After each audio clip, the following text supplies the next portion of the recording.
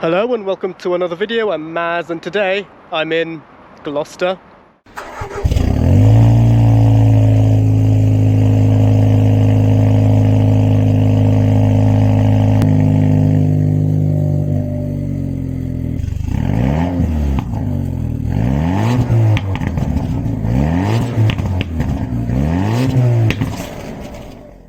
And in today's video I'll be trying out this BMW M2 Competition. This car was kindly lent to me by a friend of mine from the area, and if you are an M owner of those previous cars that I reviewed, the E30, E9X or the F3X, feel free to reach out.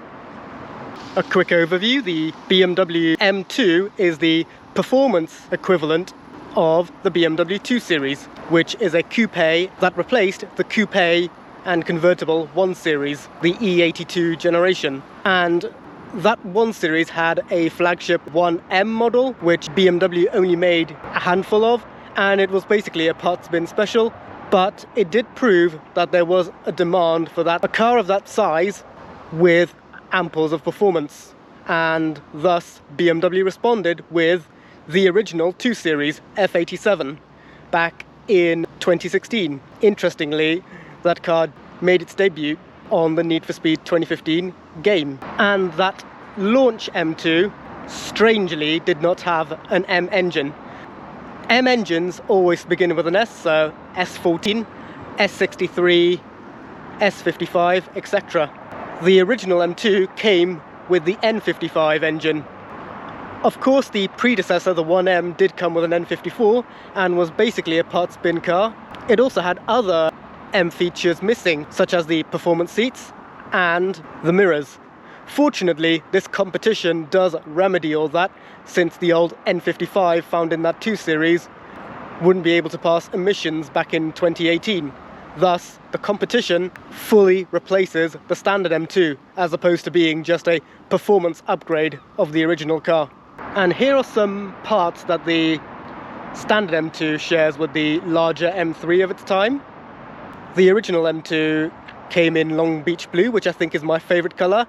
You can get that Long Beach Blue in the competition as well, but this particular car is the Alpine White.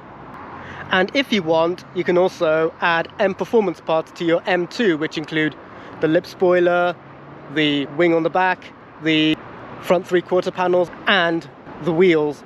And interestingly, at the very end there was the M2 CS, which was basically a final edition for this generation of M2. And then the replacement came shortly after, which has not grown on me at all. The original M2 came with around 375 PS. This, thanks to its M3 engine, churns out 411 PS, so a major increase in power. Here's the performance specs. And this is also an LCI car, so it's got the updated DRLs, which are more C-shaped rather than rings, and all M2s were coupes. There has yet to be a convertible variant. And generally speaking, the M2 has been credited for being a successor to the older M3s, as well as the old 2002. So here is the front of the M2 Competition, and here is the key fob. Once again, it's exactly like any other BMW key fob from this period. Unlock, emblem is lock, and boot. And if this were to be a North American car, you'd have the bonus of a panic button. The owner of this particular car added these 50th anniversary emblems, which mimic the emblem seen on the old 3-litre CSL E9, nicknamed the Batmobile. Once again, as I've mentioned, this is the LCI, or Life Cycle Impulse, so it has the updated headlights. Again, the kidney grille is one piece as opposed to two. And if they colour-coded this centre section here, I think it would have completed the front end. And of course, you got your diagonal braces inside. The competition has these 3 sort of indentations on the lower bumper, and here's the distinctive front end feature of the M2. On the competition, the opening on this air curtain is slightly wider, and unfortunately there is no bonnet bulge like you get in the larger M3 and M4. Coming to the side, This particular car has the competition wheels, which look good, though I do prefer the standard ones. Once again, the M Performance wheels are an option, which I personally prefer the look of. And this particular car has blue calipers, which means it has the standard brakes, and if you want the upgraded brakes, the calipers will be in silver. The intake is actually just a plastic piece, but once again it's there to distinguish this M variant over its standard 2 Series counterparts. And being a competition, you get the shadow pack, which is basically BMW's term for de-chrome. Thankfully they brought back the M mirrors for the competition model. I think it looks just right. It somewhat resembles the E46 in various ways. And once again the window surround is gloss black due to the shadow pack being standard. And of course you get a proper Hofmeister kink, which BMW unfortunately have been slowly phasing out, at least on the 4 Series.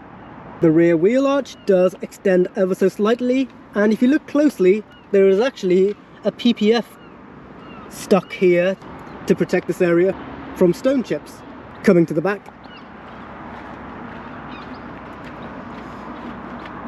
once again it's got the obligatory M2 emblem, and because it's the competition you get the competition emblem underneath, as well as the emblems being gloss black.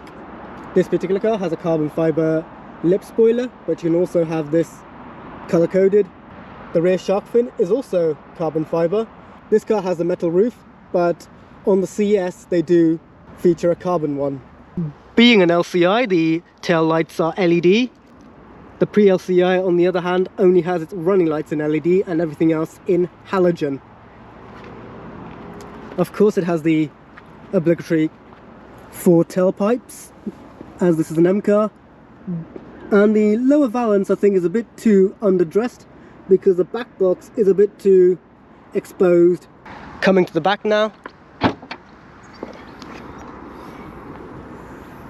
Being a saloon boot opening, the aperture is somewhat resembling a letterbox, very wide, but not very wide vertically.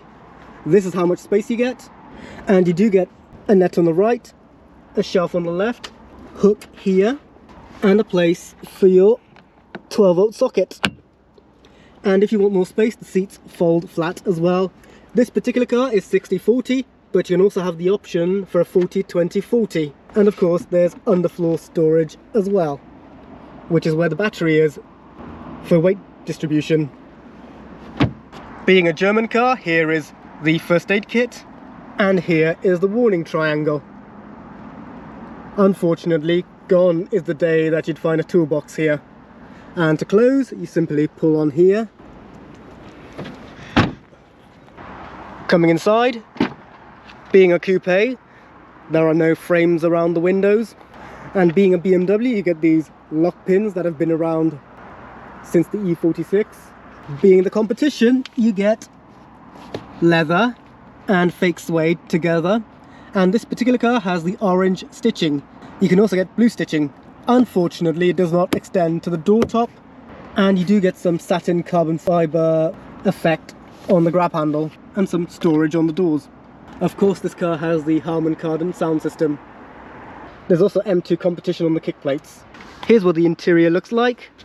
It's got the M steering wheel, which we'll get back to later. Here's what the seats look like, the proper M seats, which the regular M2 did not get. And because the M2 is basically a Performance 2 Series, there are seats in the back, which means one thing. Time to see if I can get back there. Okay, so pull on this lever here, push, and then press on what looks like a 1990s window switch. Press and hold. Step inside. You can tell this is a smaller car, but I'm pretty much sat in the car. Pull this back, and of course, so that's me sat in the car. Sat inside now. It is fairly dark here due to the dark upholstery and the dark headlining. And the windows are smallish, but they're big enough for this size of car. You've got these very hard headrests. Headroom for me is just about tolerable.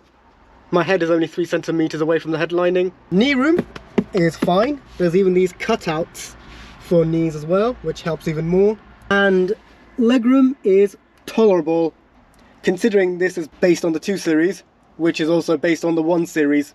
It's a strict 2-seat at the back. There is no third one in between, so you just get this very random tray.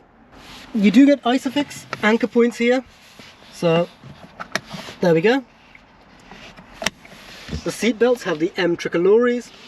Once again, the leather and fake suede extend over here. It's a shame that it's not extended over here. It has that same signature BMW pebble effect. You do get the M logo embroidered here.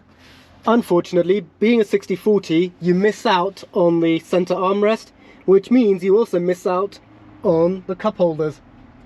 And here is a place to hang your coat. No grab handles here.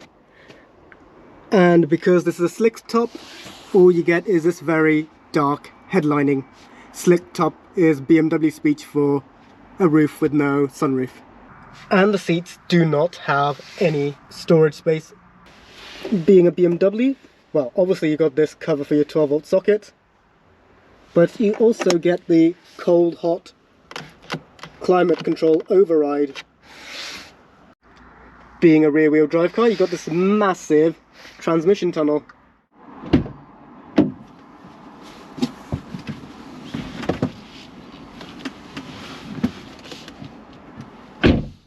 Now coming inside, the business end of the inside, things do get a bit more interesting. So here's my point of view. Here is the M steering wheel with the M tricolore stitching in Napa leather. And of course, being the M steering wheel, you've got the M badge here, a little cutout on the bottom prong, and you get these M1 and M2 buttons. If this were to be a fully spec'd out 2 Series, regardless of the engine, you'd always have these blank, as these operations are reserved just for the M cars. Whilst you do get Napa leather here, which in this particular one is wearing very well, there is no leather on the dash at all. You do get this little stitching which does not match the orange stitching on the seats, but as you can see, this is all BMW pebble textured plastic. The equivalent CLA may feel a bit more special inside. Once again, you got the carbon effect trim. Being an LCI, the trim is linked to the center dials. The earlier cars have them coming from here. The center console is angled towards the driver, though nowhere near as aggressively as on the E30. Infotainment system we'll go back to later on. This particular car has the DCT. You can also get the 6-speed manual, and you also get cup holders at the front with a cover as well, and a place to store your phone, and that's a 12-volt socket and a USB as well. Here's the controller for the iDrive.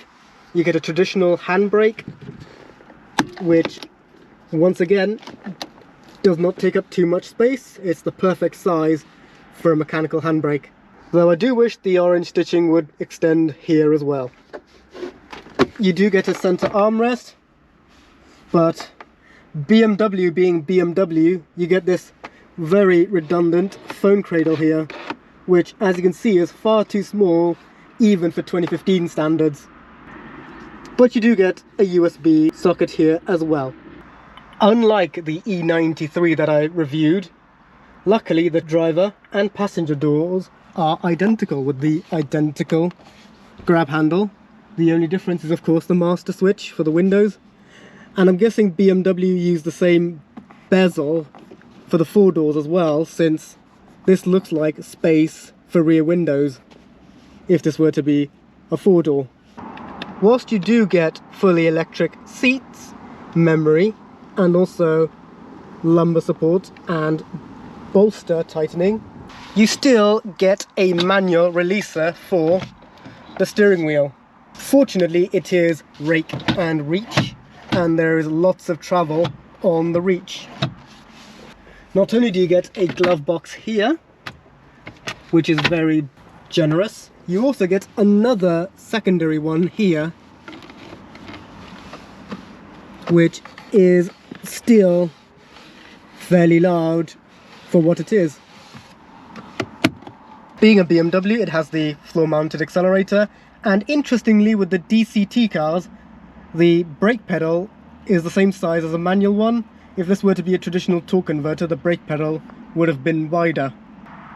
Of course, being a DCT, you get these very nice paddles, which click very well and are attached to the steering wheel. Being an LCI, this car has the backlit TFT screens, and this BMW has proper indicator stalks which stay in place, unlike the funny ones that they did during the mid-2000s. Turning on the ignition, and here's what the dials look like. They have the M fonts, which is bespoke to the M2, and I also like how the M2 emblem is on the rev counter as well.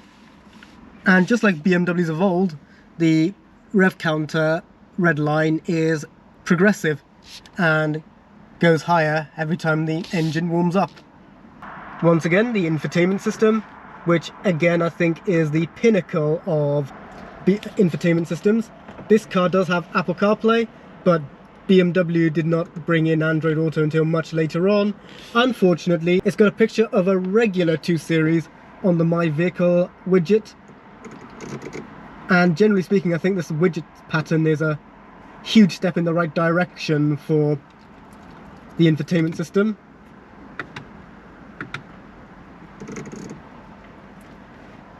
And it's also a touchscreen.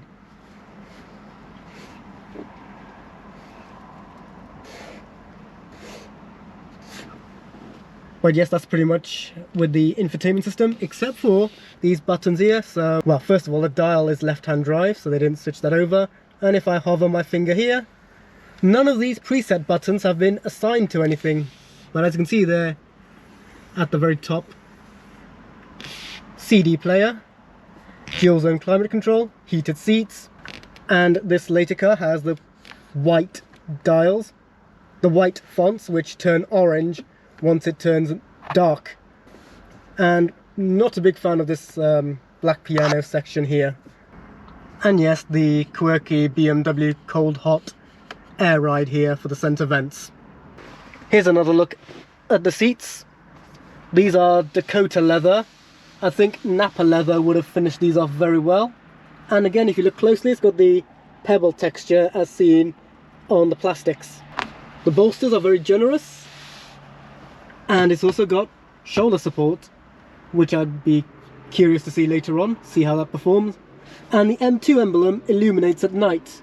Whilst it's normal to have the centers perforated, they put some designs on the perforations as well, which have this gradual stripe design. Overhead console, nothing much to report. Dome lights, SOS button, airbag sign, nowhere to store your sunglasses. Vanity mirror, place for your notes. Open up for mirror, and here's your light. And it's very reminiscent to what BMW have been using back in the 90s. And that's pretty much it with the interior. So that's the exterior and interior done now, so let's see what this car is like to drive. So, foot on the brake, start button. Even the gear selector itself is a bit quirky, so that's reverse. Luckily there is a reversing camera. That's neutral, that's drive, and then one more time is sport. And the reader below the rev counter shows the mode, and then pull back and forth for changing gears. And whilst the owner has set M1 to be the full-on dynamic mode, you can also adjust your revs and your steering here. This blank one would have been for the adaptive dynamics. So quickly put this into M1. So first of all, let's put the seatbelt on. No seatbelt buckler on the 2 Series. but at least the B pillar isn't far back. And once again, it's got the M tricolores. M1, give it a few revs.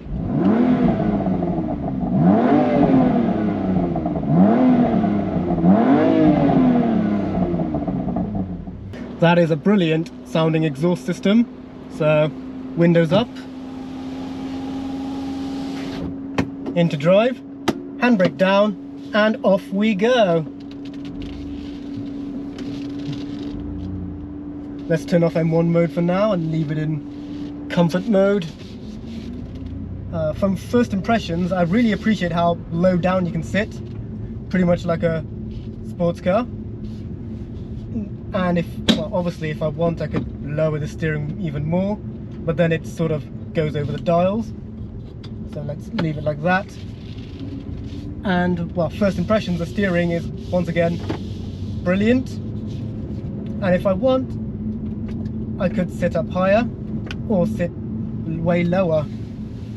And I forgot to mention, there is no under thigh support like you get in the larger car. And thankfully BMW have gone back to the normal indicators. So, coming out of Triangle Way onto a red light. So, luckily this car does have the hold assist, and off we go. And I think this era of dials is the sweet spot. They do look really, really nice, and they still keep true to their form in terms of how driver focused the dials in BMWs of old looked. But once again, the smaller increments are just a bit too vague. So 10, 30, 50 and 70 are marked by a very faint dot. And if you want to do, let's say, increments of 5, those increments are not shown at all. At a red light already. And onto Eastern Avenue. Very sunny here and very little traffic. These mirrors, well, they do a good job of showing what's behind. The size of them do rob some forwards visibility, especially the one over there. Because this is a notchback and not a fastback like on the larger 4 Series, rearward visibility is much clearer to the detriment of aerodynamics. I mentioned those rear windows are small, but they are big enough for this size of car. So rear 3/4 is also very good. Once again, the steering has some weight to it, but it's not too heavy. And as I mentioned, the indicator stalks in this are much better than from the 2000s. At a roundabout now, so turning right.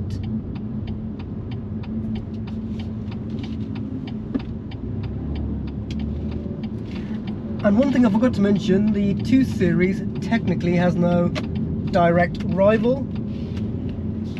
There's the Audi RS3, but that's either a saloon or a sportback. There's also the Mercedes A45, but once again, that's only a hatchback. And its CLA counterpart has back doors and is a little bit more longer. So overall, this car is technically classless. And I think BMW have done the right thing on giving the 2 Series the full M treatment. That was a speed bump already, and it flows well. Of course, I'm in comfort mode while doing this. The undulations, such as the manhole covers and like partial patches, do come in very harshly. But again, it's not too much for me. I can tolerate it, but I know many people can't, and that's in normal mode. What's it like in M1, which is the owner's most hardcore mode? Here we go. Ooh, okay, that is a bit excessive, but again, this is not what this mode was made for. Speed bump. Yep.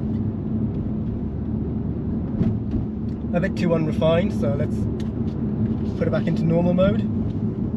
Interestingly, even though this is an M2 Competition, the full fat 2 Series, you still get a fuel economy reader underneath the rev counter. It even has an efficiency dynamic dial as well. But yeah, this car is definitely not exactly ideal for Barton Street. It's possible, just not recommended. The equivalent Mercedes, not that there is one, is probably much more suited to this environment. Kind of obvious I didn't really like it being driven over those speed bumps and undulations, so straight into the city centre we go to. City centre is slightly on the busier side. Some people may prefer the light steering that you get in a Mercedes. I'm personally fine with this, probably because I've driven an XF and an F-Type which have the heavier steering. But once again, the weight to the steering does give me a more thorough feel of turning this car and pointing it where I want it to go to on a green light.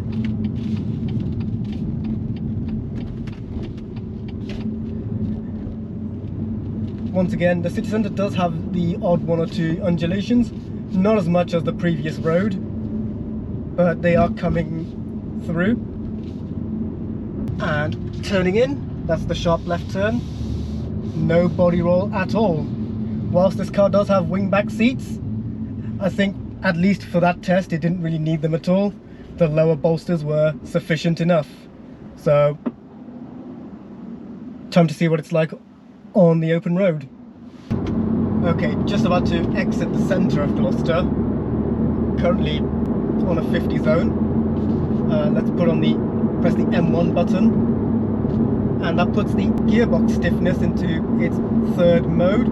I remember E60 M5 they had 11 different settings, but then with the F10 they moved to 3. This one, just like the F10, only has 3 modes.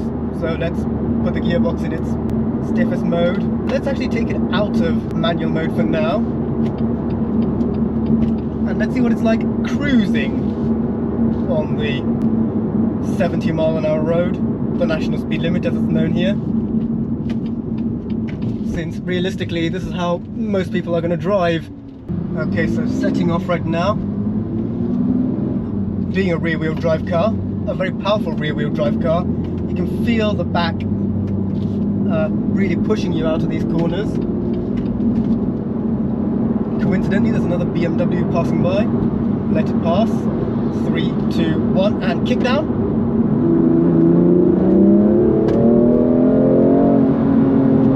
Okay, kick down does delay a little bit, at least in normal mode.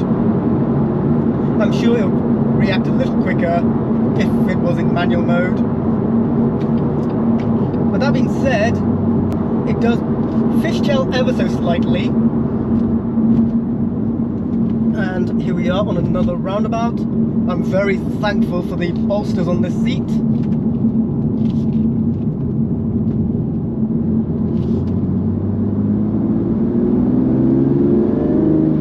Makes a nice noise. But that's in auto mode. So even in everyday style driving, it's very fun to drive, which I'm glad to confirm. And currently doing 70 right now in top gear. It's at 70 the car revs at just over 2000 RPM, so as a motorway cruiser it's very, very relaxed. So let's get on to that next roundabout, do a U-turn and see what it's like in manual mode. And of course I've got to mention you can use the paddles if you want, which do feel very nice, and because they're fixed to the wheel they're always in the 9 and 3 position when turning the wheel. And forgot to mention, let's see how quick it is to shift from down here. It's very quick to shift, whether it's paddle or center selector, but really most of the time you're just going to let the gearbox do its own thing. All nice and clear. And on the roundabout it does feel very eager to set off, like so. Obviously, due to the nature of this DCT, it does feel quite jerky, but that's really in manual mode. And that's 70 right there. Yep, the manual mode just adds even more drama to this driving experience.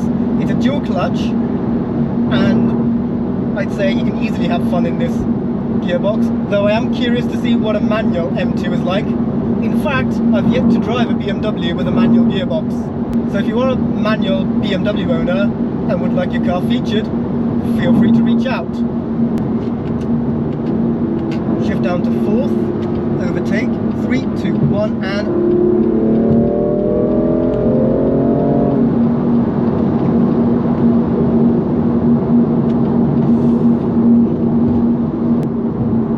easily the M2 is one of BMW's finest achievements. Of course, I've mentioned it's a bit stiff on everyday driving, something that standard M2 might have its advantage. So let's head back to the car park and finalize this video. And I really need to enjoy this car a little bit more.